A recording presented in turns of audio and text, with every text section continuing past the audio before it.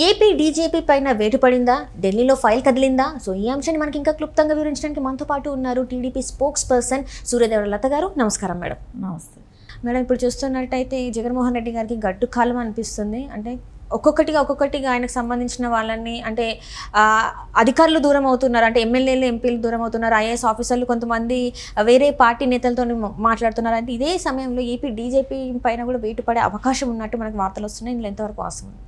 ఇది ఎప్పుడో జరుగుండాలి, చాలా లేట్ అయిందని అనుకుంటున్నాం.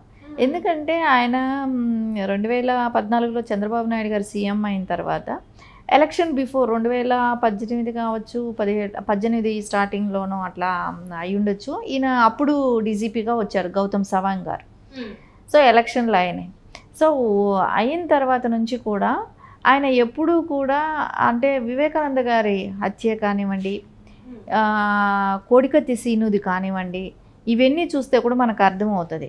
ఈయన డీజీపీగా ఉన్న పీరియడ్లోనే ఇవన్నీ జరిగాయి కూడా.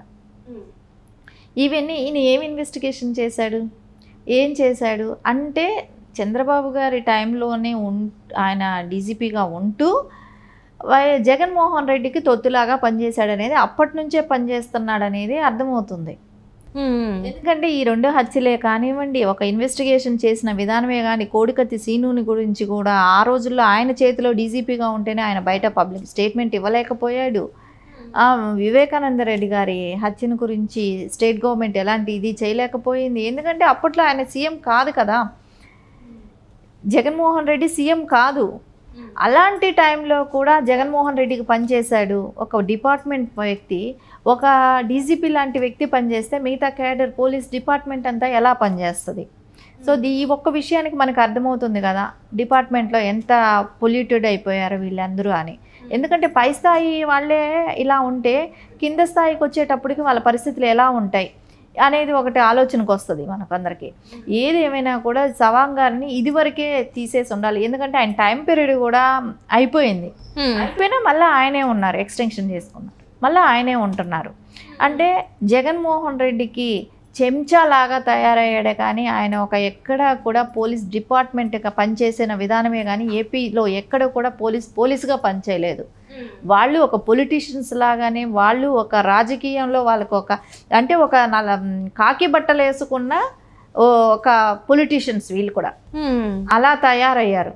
సో ఇప్పుడు పైన డీజీపీ లాంటి వాడు కరెక్ట్గా ఉంటే కింద స్థాయిలో ఉన్న పోలీస్ కరెక్ట్గా ఉంటాడు.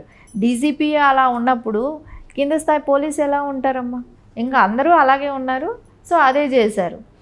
అందుకని ఇది ఎప్పుడో వచ్చి ఉండాలి. కానీ ఎలక్షన్ కమిషన్ కూడా ఆలోచించుంటారు. ఎందుకంటే ఈయన ఇప్పటికి 6 ఇయర్స్గా ఇదే స్టేట్లో ఉన్నాడు. సో ఈయనని ట్రాన్స్ఫర్ చేయాల్సిన అవసరం ఉంది. ఎలక్షన్స్ వస్తున్నాయి. ఈయన హయాంలోనే చాలామంది చనిపోవటమే కానివ్వండి, అంటే మొన్న కరోనా టైంలో మాస్కులు అడిగితే ఒక డాక్టర్ని, ఒక దళితుడిని మాస్కులు అడిగిన పుణ్యానికి పిచ్చోడిన చేసి కరెంట్ షాక్ పెట్టి అసలు నానా ఘోరంగా చంపారు. ప్రతి చోట వైఎస్ఆర్సీపీ చేసే ప్రతి అరాచకంలోనూ డిపార్ట్మెంట్ హ్యాండ్ కనపడుతూనే ఉంది. అలా కనపడుతుండడానికి కారణం ఏంటి? డీజీపీ కరెక్ట్గా ఉంటే డిపార్ట్మెంట్ అంతా చక్కగా ఉంటుంది కదా. డీజీపీ కరెక్ట్ లేడు కదా. డీజీపీ దగ్గర నుంచే స్టార్ట్ అయ్యింది. సో ఖచ్చితంగా పోలీస్ డిపార్ట్మెంట్ కూడా ఇట్లాంటి పనులు ఇలాంటి నుంచి తీసుకొచ్చి మీకు సొమ్ము జీతాలు పే చేయట్లేదు, ప్రజలు కట్టే ట్యాక్స్లో నుంచి వస్తున్నాయి. ఆ సొమ్ముతో మీరు ఉన్నారు కాబట్టి మీరు ప్రజల కోసం పనిచేయండి. అంతేగాని సీఎం కోసం పనిచేయటం, జగన్మోహన్ రెడ్డి ఈరోజు ఉంటాడు, రేపు దిగిపోతాడు, నెక్స్ట్ ఇంకో సీఎం వస్తారు. కానీ డీజీపీని ఇది వరకే తీసేసి ఉంటే బాగుండేదేమో అనిపిస్తుంది. అంటే ఇప్పుడు చూస్తున్నట్టయితే వీళ్ళందరూ ఇప్పటివరకు వైసీపీ గత 5 సంవత్సరాల నుంచి చాలా అనేక, అంటే ఇప్పుడు యువగలం పాదయాత్ర చేసినప్పుడు లోకేష్ గారి మీద కూడా చాలామంది పోలీసులు దౌర్జన్యానికి పాల్పడ్డారు. చాలామంది సామాన్యుల మీద కూడా పోలీసులు అరాచకాలు సృష్టించింది మనం చూసాం. సో ఇవన్నిటికీ ఏంటంటే జగన్మోహన్ రెడ్డి గారు అండ చూసుకొని వీళ్ళు ఇలా చేశారంటారా? ఖచ్చితంగా జగన్మోహన్ రెడ్డి గారు అండ చూసుకొని వాళ్ళు పోలీస్ డిపార్ట్మెంట్ లాగా బిహేవ్ చేయలేదు. వైసీపీ కార్యకర్తలు అయితే ఎలా ఉంటారో సో అలా బిహేవ్ చేశారు. ఎక్కడా కూడా వాళ్ళు వైసీపీ కార్యకర్తల్లాగా బిహేవ్ చేస్తున్నారే కానీ పోలీస్ డిపార్ట్మెంట్ లాగా పనిచేయట్లేదు. సో అందుకే కదా ఇప్పుడు పోలీస్ డీజీపీని పక్కకు తీస్తే ఇంకా మిగతా చాలామందిని అప్పటికీ సస్పెండ్ చేశారు.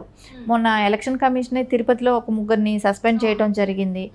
ఇట్లా ప్రతి చోట ఇప్పుడు జరుగుతున్నాయి కూడా కదా. ఈ జరుగుతున్న వాటిల్లోనే ఇక నుంచైనా వాళ్ళకి కొంచెం మార్పు అనేది ఆలోచిస్తే బెటరు. ఎందుకంటే మనం ప్రజాస్వామ్యంలో ఉన్నాము, ఏంటి మనం ఏం చేస్తున్నాం, మన సర్వీస్ అంతా మనం ప్రజల కోసం పనిచేయాలి కానీ ఒక 5 ఏళ్ళు వచ్చిపోయే రాజకీయ నాయకుడి కోసం కాదు కదా. ఇప్పుడు ఏదైనా ఎక్కడ జరిగే దుర్మార్గాలకు అన్నిటికీ కూడా కొమ్ముగా సార్ ఈ 5 ఏళ్ళు వైసీపీ చేసే దుర్మార్గాలకు అన్నిటికీ కొమ్ముగాసిన ఇది పోలీస్ డిపార్ట్మెంట్. అది ఎవరి మూలాన జరిగింది? గౌతమ్ సవాంగ్ గారు కరెక్ట్ పర్సన్ అయితే, ఆయన నిజాయితీ పరుడైతే, ఆయనే స్ట్రిక్ట్ పర్సన్ అయితే, అలా ఆయన యాక్షన్ తీసుకుంటే డిపార్ట్మెంట్ అంతా కూడా కదిలి పనిచేస్తుంది కదా. ఆయన ఎందుకు భయపడుతున్నాడా? డబ్బుకు అమ్ముడు పోయాడా? దేనికి అమ్ముడు పోయాడు? అది ఖచ్చితంగా ఆయననే మార్చి ఏపీ ప్రజలకి మంచి జరిగిందనే అనుకోవాలి. ఎందుకంటే ప్రతి విషయంలో కూడా ప్రతి చోట కూడా అక్కడ ప్రజలకి అన్యాయం జరుగుతున్న దానిలో వైసీపీ గవర్నమెంట్ ఎంత ఉందో పోలీస్ డిపార్ట్మెంట్ కూడా అంతే ఉంది. అందుకోసం సవాంగ్ గారిని మార్చడంలో తప్పు లేదు.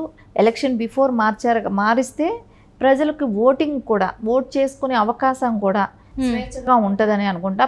పోలీసుల దగ్గర నుంచి వ్యతిరేకత రాకుండా ఇప్పుడు వేసే పోలీస్ డిపార్ట్మెంట్లో నుంచి డీజీపీని కానివ్వండి, కొంచెం న్యాయమైన వ్యక్తిని అంటే కరప్షన్కి వెళ్ళకుండానో కొంచెం న్యాయబద్ధంగా ఉండే వాళ్ళని వేస్తే ఇలాంటివి రాకుండా ఉంటాయి.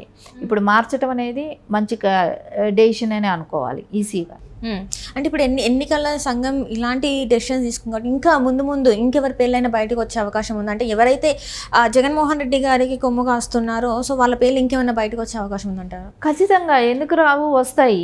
కానీ డీజీపీ లాంటి వ్యక్తిని ఫస్ట్ వెళ్ళిపోయాడంటే తర్వాత కదా మిగతా వాళ్ళని గురించి. అందుకని ఫస్ట్ డీజీపీ లాంటి వాళ్ళని పక్కకు పెడితే మిగతా వాళ్ళంతా ఆటోమేటిక్గా సెటరేట్ అవుతారు. సెటరేట్ అవ్వని వాళ్ళని యాక్చువల్లీ ఈసీ చూసుకుంటుంది. ఎందుకంటే వాళ్ళ ఎలక్షన్ కమిషనర్ వాళ్ళకి తెలుస్తుంది, వాళ్ళ దృష్టికి వెళ్తుంది. సో వాళ్ళే యాక్షన్ తీసుకుంటారు. అంటే ఒకళ్ళు డీజీపీ లాంటి వాళ్ళే కానీ వెళ్ళిపోతే సో మొత్తం సెటరేట్ అయిపోతుంది. డిపార్ట్మెంట్ అంతా కూడా చక్కగానే పనిచేస్తుందని అనుకుంటున్నా. ఎందుకంటే మెయిన్ పర్సన్ ఇప్పుడు ఆయనే ఇట్లాంటి పొల్యూటెడ్ అయిపోయినప్పుడు న్యాయానికి వ్యతిరేకంగా పనిచేయటం. సో ఎప్పుడు వైసీపీ గవర్నమెంట్లో చేసిన ప్రతి అరాచకానికి కూడా ఆయన సాక్షి. అదే రకంగా నడిచి అంటే ప్రభుత్వానికి కొమ్ముగా సార్ అంటారా? చట్టానికి లోబడి ఉండాల్సిన వీళ్ళు ప్రభుత్వ అధికారులు చెప్పినట్టు విన్నారంటారా?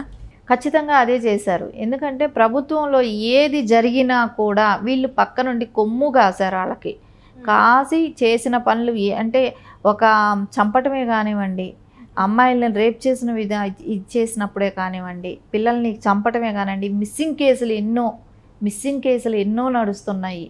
దాని గురించి అసలు ఎవరు పట్టించుకునే వాళ్ళు లేరు. తర్వాత ఈ గంజాయి, డ్రగ్స్ ఇవన్నీ కూడా